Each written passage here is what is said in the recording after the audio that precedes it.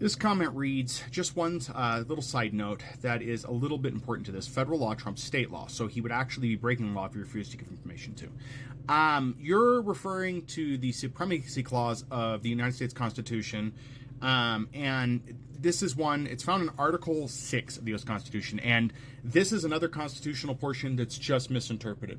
So, to put it plainly, when it comes to how the justice system works, right? It's very separated. The power is very separated for a very important reason. History explains why that is. But basically, all the Supremacy Clause does is prevent states from making laws that trump federal laws. That's all it does. But it does not compel a state to give information to the federal government. For example, the state of Colorado does not, or any state for that matter, does not enforce immigration law. They can't. They don't have jurisdiction to. That's a federal matter. Immigration is a federal matter. So this means that your sheriff's office, as we've seen now, Colorado's had this issue recently, the sheriff's office can't go deport people. They don't have that authority. The local police department can't deport people. They're not even allowed to, in many states, it's a rule in the books, they're not allowed to work in sting operations that send people to immigration because they're not allowed to. That's out of their jurisdiction. Federal laws are enforced by the federal government and federal agencies, FBI, CIA, stuff like that, right?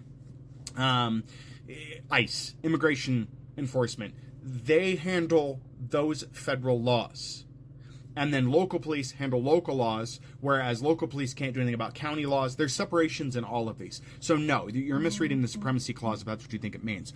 It also means, for example, that Colorado, because that's a state I'm in, cannot make laws saying that federal immigration laws don't apply here. And that's not what they're doing. What they are doing, and the reason that Polis is getting sued is because he provided private data to a federal organization, which is not the state's job, and the state has laws against that. No state is compelled to provide data to the federal government. The only exclusion to that is if it is related to an ongoing case where there's evidence of. In this case, the federal government, Trump's administration, basically said, give us all the information on people that are sponsoring immigrant children. That has no purpose whatsoever because there's no proof of somebody being here illegally. Right? That's a blanket statement. It'd be like saying, give us all the information on Hispanics you have in your state. It doesn't, there's no case open. In order for a case to be investigated, you must have evidence of a crime and you must have the name of a suspect, right? You can't just accuse somebody of something and then have them shipped off. It doesn't work that way. So no, Supremacy Clause does not allow for what is happening. That doesn't fit at all. I really urge you to look up a definition of what Supremacy Clause does and understand where it fits. It's also been used in practice many, many times. It's also been fought many, many times when it's been used incorrectly, but no.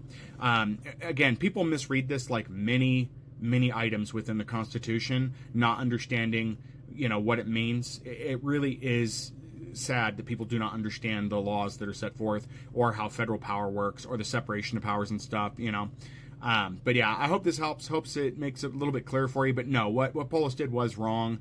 The Constitution doesn't offer any bridge for him to do what he did, and the whistleblower is right to come forward. So.